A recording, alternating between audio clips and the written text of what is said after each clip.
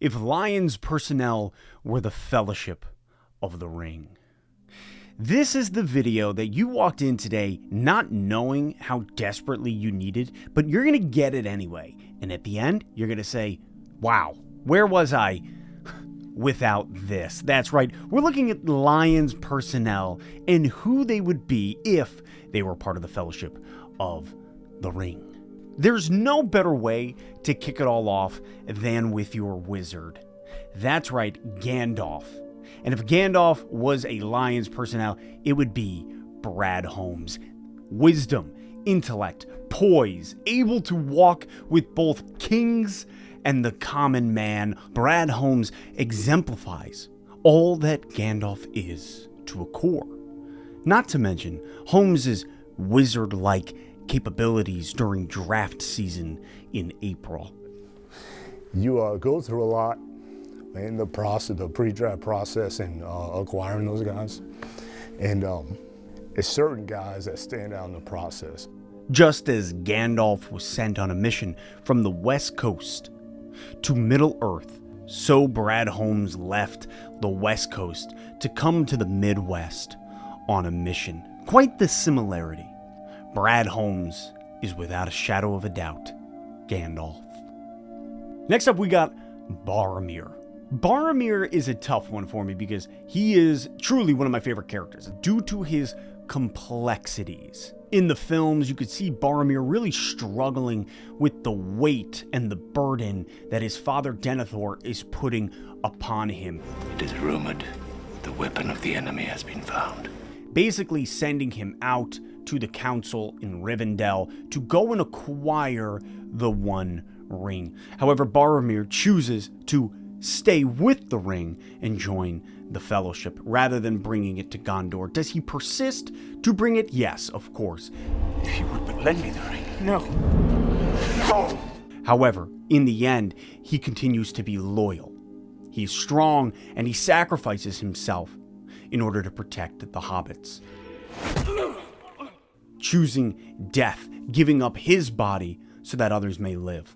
Boromir is Taylor Decker.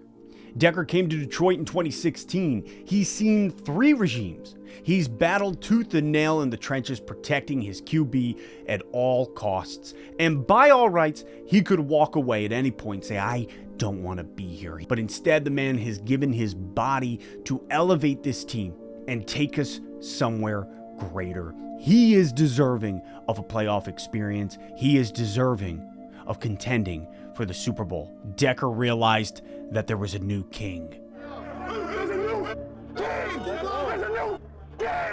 And so did Boromir. I would have followed you, my brother, my captain, my king. Merry. You look at Merry and, quite frankly, the similarities to who he is are uncanny. He is Malcolm Rodriguez. Merry, when amongst the Rohirrim, was told, Little hobbits do not belong in war, Master Meriadoc. I want to fight. In the same way, Malcolm Rodriguez was told by many an expert, analyst, and organization, you're too small. You don't belong here. Rodrigo didn't let that stop him. It only fueled him to fight harder. Malcolm Rodriguez is Merry. Then there's Pippin. And what is there to say about Pippin other than, Fool of a took. I don't want to rag on kickers, but the Thanksgiving Day game versus Buffalo still sits sour with me. Here's Badgley's kick. Oh my gosh. Michael Badgley missing that field goal put us in a bind. The same way, Pippin turning the arrow in the mines of Moria inside the dwarf's chest put the Fellowship in a bind. Just a curious young lad with a good heart, prone to making mistakes and unsure that they will be with us at the end of all things. Samwise Gamgee is Jared Goff. He has to be. Sam was tasked with sticking around with Frodo, keeping watch over him, and above all, being the greatest friend one could ever ask for. I'm going to Mordor alone. Of course you are. And I'm coming with you. The Lions shipped their beloved Stafford away, and in came Goff. Goff has given us his all. And even when his success stares in the face of critics and fans, no glory is given to him.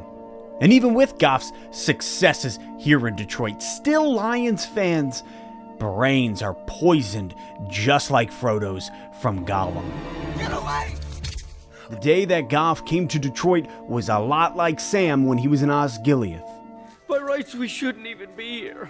Goff continues to put his head down and helps carry the load. Frodo Baggins, the only one who could handle being given the one ring to cast into the fire of Mount Doom. There can only be one who is asked to carry such a task here in Detroit, and what greater man than the hometown hero, Aiden Hutchinson. Grows up in Plymouth, goes to U of M, gets drafted by the Lions, number 2 overall, carrying the load of the one ring, of being the one to come to Detroit saying, I want to be here, I want to do it. The same way Frodo stood in the Council of Elrond in Rivendell and said, I will take the ring to Mordor.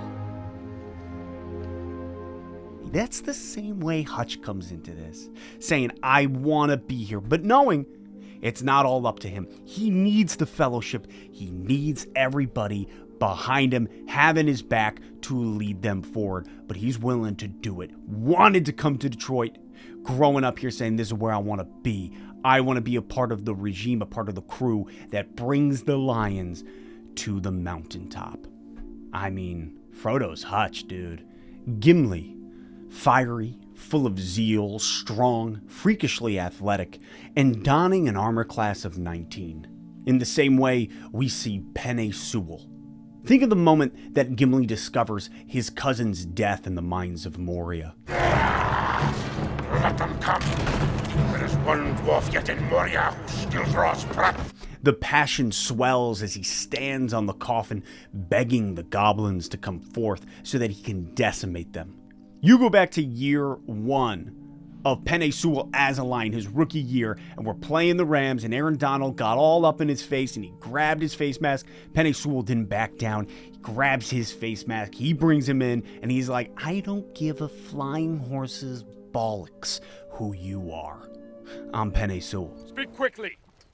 Give me your name, Horsemaster, and I shall give you mine. That's when we knew we picked an absolute dog. Willing to get into the fray, fight to the death, and loving every second of it, Penny Sewell is Gimli. Legolas, smooth, calm, quick on his feet, stealthy and intelligent, with phenomenal vision. All I hear is Amon Ra St. Brown. The way that St. Brown glides on the field, his hands, his vision, his poised fire and willingness to win at all costs. Just hear it. Amon Ra St. Brown of the Woodland Realm. It fits. Finally, we have Aragorn. Aragorn grows up amongst elves, learning in all their wisdom, becoming a wild ranger in the north, a skilled tracker who fights alongside men, elves, dwarves, wizards, and even hobbits in the end. He's a leader born out of the hostilities around him with a calling. One day after his years of service are over, he lies down his sword and he picks up a crown to become king. The very thing he ran away from for years. Our king is Dan Campbell. When Campbell stares in the mirror, he sees Aragorn. Campbell having been a player, playing for the Detroit Lions even. Then learning under the tutelage of Bill Parcells, going on to take on a interim coaching job in Miami, growing in wisdom. Finally, after the years of having taken off the pads, being an interim head coach, he becomes the head coach of what has been the most miserable franchise and leading them forward at the Black Gate. Campbell is Aragorn. He is our noble, fierce leader whom the men under him trust, being that he too was one of them. Just like Aragorn shouted at Helm's Deep, Then I shall die as one of them. could there be any more of a picture-perfect fit than Dan Campbell yelling that? These are our Lions. The Lions as the Fellowship of the Ring. Drop your thoughts in the comments. Where do you stand? I put way too much work into this video. A video that you never knew you needed, but you have been desperate for it for years. You're welcome. Seeing as though I'm about to get hit with some heavy copyright restrictions, do me a favor, share this video. Show me some love in that regard. I would appreciate it as well. This video is going to be demonetized.